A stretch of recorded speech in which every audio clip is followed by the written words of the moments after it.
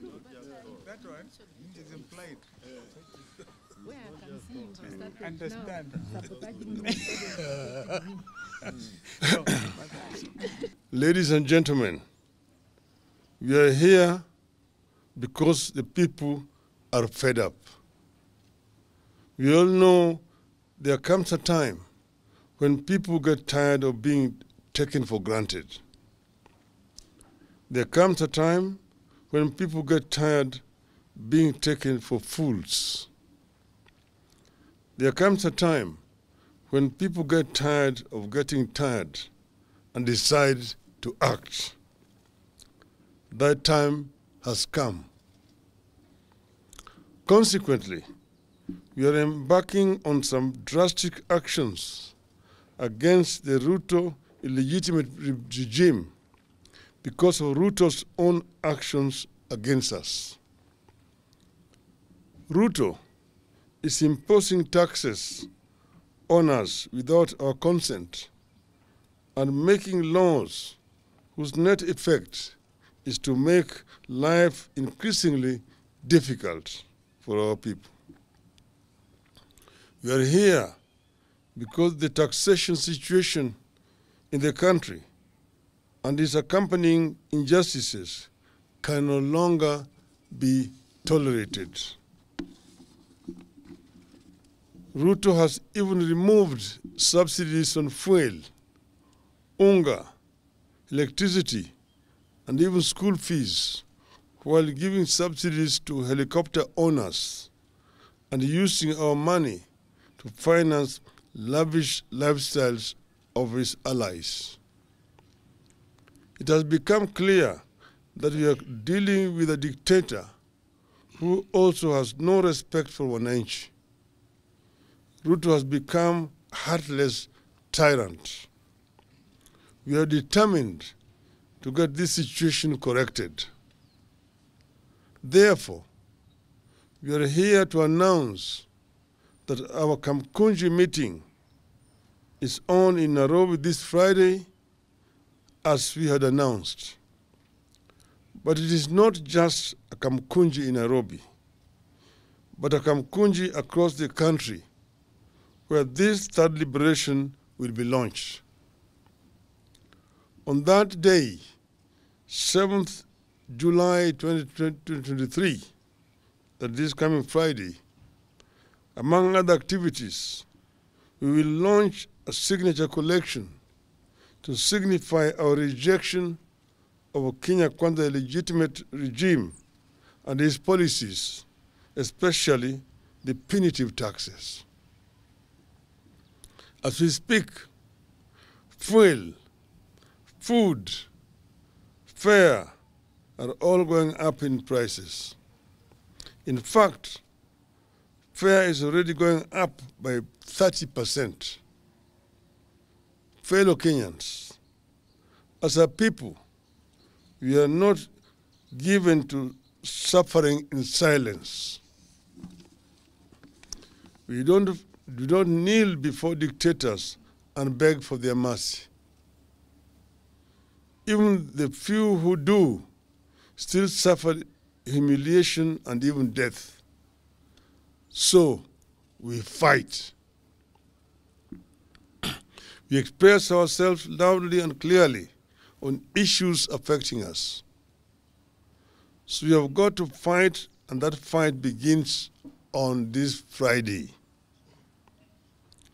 We need unity now more than ever. United, we can get many of the things that we not only desire, but which we justly deserve. From Friday, let's proceed with bold determination that we are going to stick together. We are going to work together. Let us stay with this fight until the end. We abhor violence. By embarking on pickets, protests, tax boycotts, and civil disobedience, we are not in any way advocating violence. We have never advocated violence in the past. We will never advocate it now or in the future. We believe in the law and the rule of law and will act within the law. But only weapon that we have in our hands is our sovereign power to picket, to protest, boycott, and embark on civil disobedience. And we begin this on Friday, July the 7th. And fellow Kenyans, we want you to know that we are right, we are not wrong.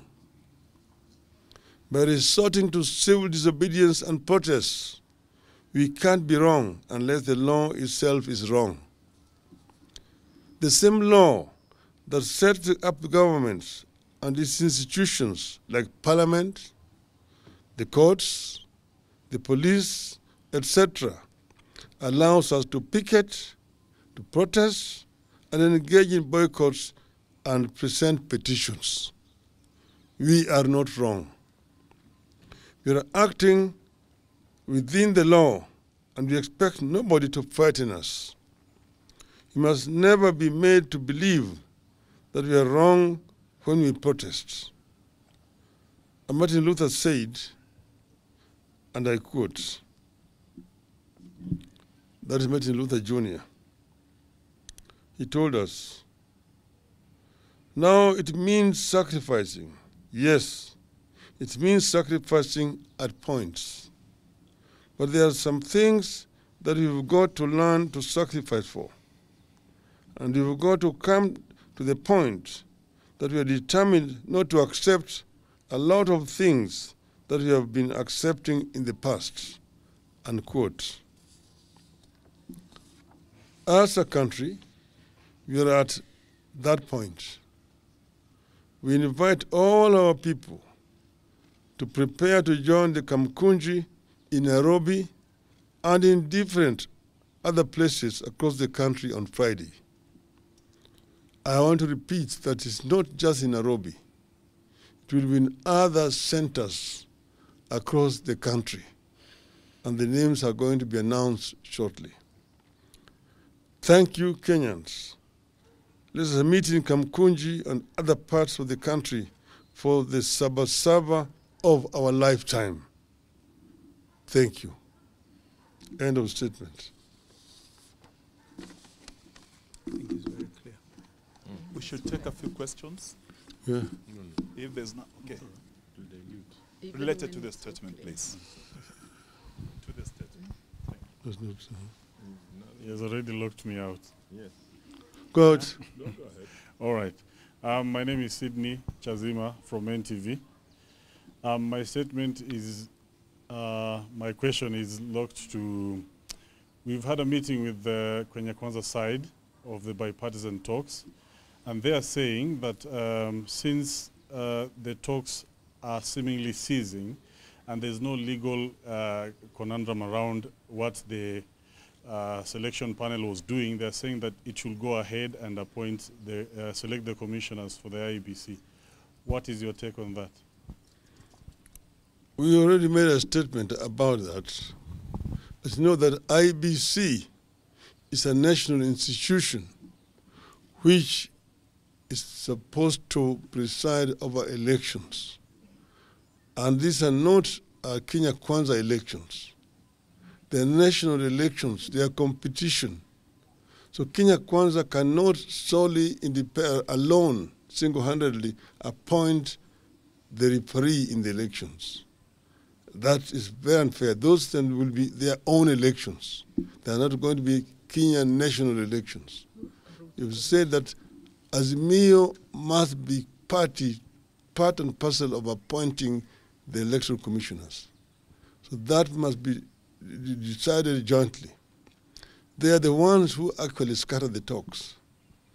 They even refuse to stop that task force from proceeding ahead. The task force has said that they never stopped.